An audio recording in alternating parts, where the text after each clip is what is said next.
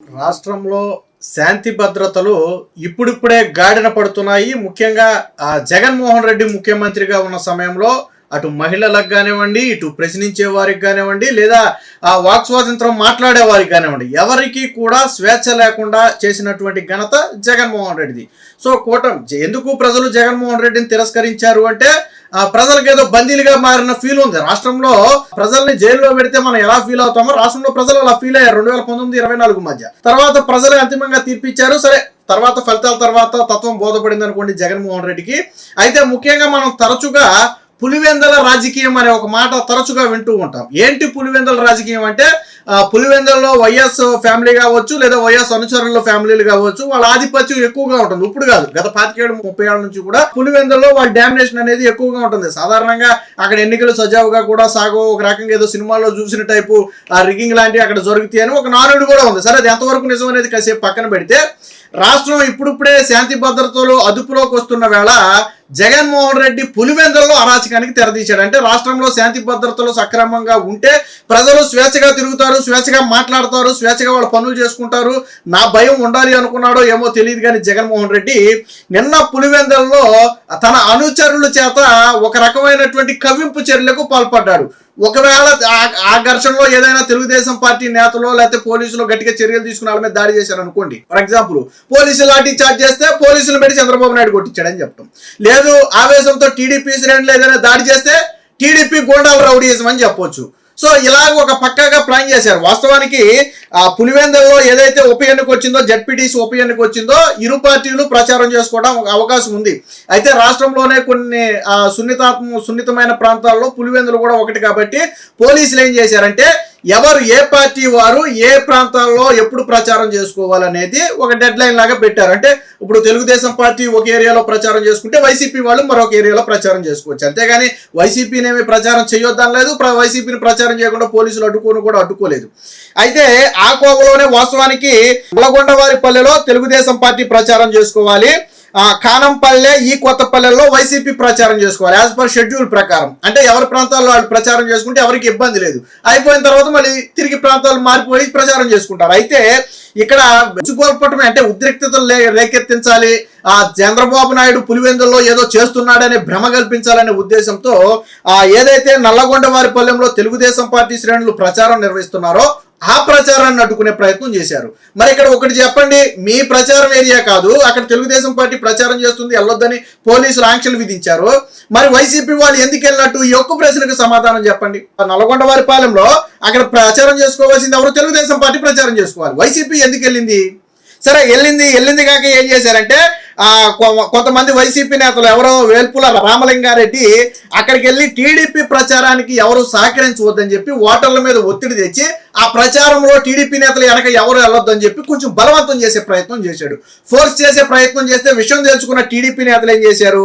వెంటనే అక్కడ చేరుకుని అడ్డుకునే ప్రయత్నం చేశారు. ఆ కోవలోనే రాష్ట్ర ఉపాధ్యక్షుడిగా ఉన్నటువంటి పార్థసారథి రెడ్డి మీద వైసీపీ శ్రేణులు దాడి చేశారు. వెంటనే దాడి చేశారు.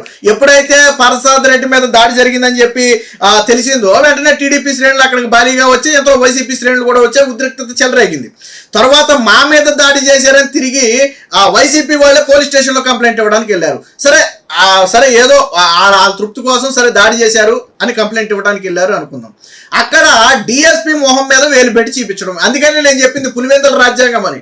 ఇక్కడ అంటే పోలీసులు వాళ్ళ అదుపులోనే ఉండాలి, రాజకీయ నేతలు వాళ్ళ అదుపులోనే ఉండాలి, ప్రజలు వాళ్ళ అదుపులోనే ఉండాలి. వాళ్ళు చెప్పిందే వేదం, వాళ్ళు చెప్పిందే చట్టం. పులివెందులు అలా ఉంటేనే బ్రతకనిస్తారు, లేదా బ్రతకనివ్వరు. డిఎస్పీ మీద కంప్లైంట్ ఇవ్వడానికి వెళ్ళిందే కాక డిఎస్పీ మొహం మీద వేలు పెట్టి మాట్లాడుతున్నాడు సతీష్ రెడ్డి. ఇదే సతీష్ రెడ్డి టీడీపీలో ఉన్నంతకాలం కుక్కిన పేరులాగా పడి ఉన్నాడు. ఇదే సతీష్ రెడ్డి టీడీపీలో ఉన్నాడు, అభ్యర్థిగా పోటీ చేశాడు, కుక్కిన పేరులాగా పడి ఉన్నాడు. ఈ రోజు వైసీపీ పంచన చేరి ఇక్కడ విషయం ఏంటంటే మళ్ళీ డిఎస్పీని ఏమడుగుతున్నాడు తెలుసా?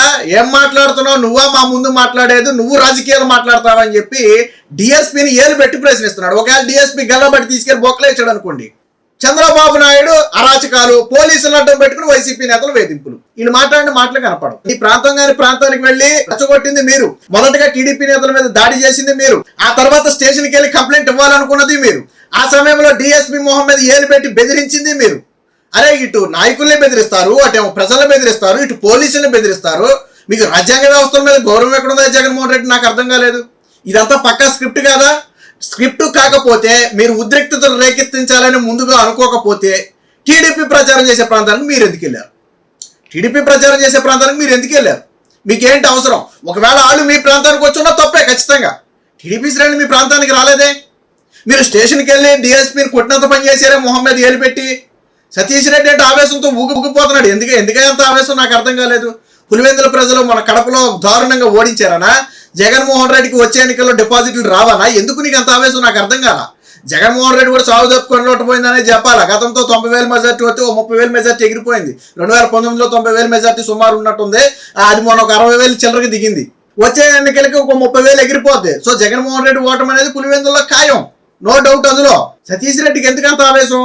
పోలీసులు ఏమని బెదిరించారు చూడండి. ఇక్కడ తమ పార్టీ నాయకులపై టీడీపీ నేతలు దాడి చేశారని చెప్పడానికి వెళ్ళి పులివెందులను ఏం చేయాలి, కాపాడాల్సిన బాధ్యత మీకు లేదా అని చెప్పి ఆ డిఎస్పీ మురళీ నాయక్ను ఎంపీ ప్రశ్నించారు. దానికి డిఎస్పీ ఏం సమాధానం ఇచ్చాడంటే గతం కంటే మిన్నగా పులివెందుల్లో శాంతి భద్రతలు ఇప్పుడు ఉన్నాయని రిప్లై ఇచ్చాడు. దానికి సతీష్ రెడ్డి డిఎస్పీ మొహం మీద ఏలు పెట్టి నువ్వు ఏం మాట్లాడుతున్నావు, గతం అంటూ మాట్లాడుతున్నావు, నీకెందుకు రాజకీయాలు, నువ్వు పోలీసు అయి ఉండి రాజకీయాలు ఎందుకు మాట్లాడతావు అన్నాడు.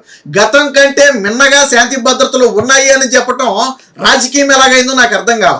అంటే గతం అనేటప్పటికి వీళ్ళకి ఉలిక్కిపాటు వచ్చి ఉండదు. మా హయాంలో జరిగిన అరాచకాల గురించి డిఎస్పీ మాట్లాడాడని చెప్పి ఒక్కసారిగా ఆక్రోశం వచ్చి ఉండదు. వాస్తవానికి కరెక్టే కదా.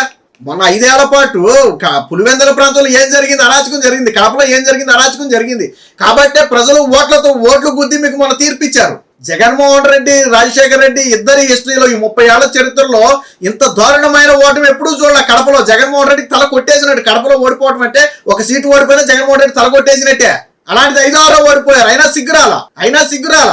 ఎందుకు ఇలా ఆవేశం అంటే కడపలో రోజు రోజుకి టీడీపీ ప్రాబల్యం పెరుగుతుంది. అక్కడ టీడీపీ గ్రిప్ పెరుగుతుంది. వచ్చే ఎన్నికల నాటికి నేను చెప్పే చూడండి, జగన్మోహన్ రెడ్డి గెలిపే దినదినగండం 100 ఏళ్ల ఆయుష్ లాగా మారే పరిస్థితి. వచ్చే ఎన్నికల నాటికి 30,000 మెజార్టీ ఆల్రెడీ ఎగిరిపోయింది. ఇంకో 30,000-40,000 మెజార్టీ ఎగిరిపోతే ఇక చావు తప్పి కన్నులు ఒట్టపోవటమే జగన్మోహన్ రెడ్డి గెలుపు. కాబట్టే వీళ్ళ భయం. అందుకని ఏంటి, పులివెందుల్లో ఎప్పుడు తమ గ్రిప్పులో ఉండాలి, పులివెందుల్లో ఎప్పుడు వైసీపీ నేతల అరాచకాలే చెల్లుబాటు కావాలి, అధికారుల దగ్గర నుంచి నాయకుల దగ్గర నుంచి ప్రజల వరకు అందరూ తమ చెప్పు చేతుల్లో ఉండాలి. ఇది వైసీపీ రాజ్యాంగం. దీని రాజారెడ్డి రాజ్యాంగం అంటారు. ఇది రాజారెడ్డి రాజ్యాంగం పులివెందుల్లో నడుస్తుందని చెప్పి ఎందుకు అంటారు అంటే దీన్నే రాష్ట్రం మొత్తం అమలు చేయాలని ప్రయత్నం చేశాడు జగన్మోహన్ రెడ్డి. బట్ ప్రజలు యాక్సెప్ట్ చేయలే. రాజారెడ్డి రాజ్యాంగాన్ని ప్రజలు యాక్సెప్ట్ చేయలే. మొన్న పులివెందుల్లో కూడా రాజారెడ్డి రాజ్యాంగాన్ని ప్రజలు యాక్సెప్ట్ చేయలే. మేము అరాచకాలు చేస్తాం, అన్యాయాలు చేస్తాం, కనపడిన వాళ్ళని బెదిరిస్తామంటే ప్రజలు చూస్తూ ఊరుకోరు. అదే డిఎస్పీ మొహం మీద ఏలు పెట్టి ఏం మాట్లాడుతున్నావు నువ్వు అన్నప్పుడు గల్లా పట్టుకెళ్ళి తీసుకెళ్ళి లోనేహారు అనుకోండి. ఫర్ ఎగ్జాంపుల్ సాక్షిలో ఏం రాస్తాడు, గోండాలుగా మారిన పోలీసులని రాస్తాడు సాక్షిలో. లేకపోతే చంద్రబాబు నాయుడు అండ చూసుకుని రెచ్చిపోయిన పోలీసులు, వైసీపీ నేతల అరెస్టు లేకపోతే దాడి ఏదో రాసుకుంటాడు. ఇక కానీ డిఎస్పీ మొహమ్మద్ ఏలు పెట్టి చూపించింది మాత్రం పైగా ఇలా సిగ్గు శరం లేని వైసీపీ సోషల్ మీడియా దానికి ఎలివేషన్లు ఇచ్చి సోషల్ మీడియాలో తిప్పుకుంటుంది. అరే ఒక పోలీస్ అధికారిని బెదిరించడం ప్రజాస్వామ్యంలో మంచి పద్ధతేనా? పోలీస్ అధికారి మీకు ఏదైనా ఆటంకం కలిగించి మిమ్మల్ని ఏదైనా ఇబ్బంది పెట్టుంటే తప్పులేదు, మీరు మాట్లాడితే తప్పులేదు.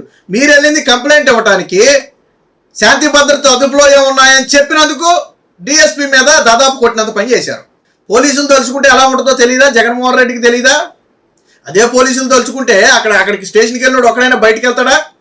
అన్నీ తెలిసిన ఎంపీ అవినాష్ రెడ్డి పైన కింద మూసుకుని ఉన్నాడు. మరి సతీష్ రెడ్డి ఏమీ లేవు నాకు ఎగిరెగిరి పడద్దు అన్నట్టు నిన్నగాక మొన్న పార్టీలోకి వెళ్ళినటువంటి సతీష్ రెడ్డికి ఎందుకు ఎగిరి పడుతున్నాడని నాకు అర్థం కాల. ఆ పార్టీలో ఏకముఖతో సమానం. సతీష్ రెడ్డిని ఎవడో దేకేవాళ్ళు లేడు. కాకపోతే ఎందుకు ఎగిరెగిరి పడుతున్నాడో అర్థం కావట్లా. ఇప్పటికైనా వైసీపీ నేతలు పద్ధతులు మార్చుకోవాలి. మీరు ప్రజాస్వామ్యబద్ధంగా ప్రచారం చేసుకోండి, ప్రజలు మిమ్మల్ని ఆమోదిస్తే ఓట్లు వేయించుకోండి, గెలవండి, తప్పులేదు. అంతేగాని మేము భయభ్రాంతులకు గురి చేసి ప్రజల మీద పేక మీద కత్తి పెట్టి మేము ఎన్నికల్లో పాల్గొని గెలుస్తాము అంటే ఇది రాజారెడ్డి రాజ్యాంగం చెల్లడానికి ఇది రాజారెడ్డి రాజ్యాంగం కాదు. ఇక్కడ నడిచేది అంబేద్కర్ రాజ్యాంగం. కాబట్టి మీ పులివెందుల రాజ్యాంగాన్ని మడిచి ఎక్కడైనా పెట్టుకుంటే తప్ప మరొకసారి ఇలాంటి చర్యలకు పాల్పడితే ఈసారి చంద్రబాబు గారు ప్రతిదానికి సున్నితంగా వ్యవహరించడం కూడా కరెక్ట్ కాదేమో. నిన్న వాస్తవానికి వాళ్ళందరినీ తీసుకెళ్లి బొక్కలే వేయాలి, నాన్ బెయిలబుల్ కేసులు పెట్టాలా నిన్న పోలీసుల మీద ఎగిరిన ఎగురుడికి. అప్పుడు కానీ రెండోసారి బుద్ధి రాదు. లేకపోతే వాళ్ళు ఏమనుకుంటారు అంటే మేమే మొగాడు అనుకుంటారు. సోషల్ మీడియాలో దానికి ఎలివేషన్లు ఇచ్చి సోషల్ మీడియాలో తిప్పుకోవటం నాకు అర్థం కాల. అదే ఒక దెబ్బ వేస్తే మాత్రం బోర్ నేట్ చేస్తారు. ఊ స్టాండ్ అరెస్ట్ చేస్తే ఊ స్టాండ్ అని వచ్చేస్తారు. అరెస్ట్ చేస్తేనేమో ఈ ఏడుపు, సరేలే రాజకీయ కక్షల్లాగా పోతే ఎందుకు లేని వదిలేస్తేనేమో బెదిరింపులు కాలరాగరేటు.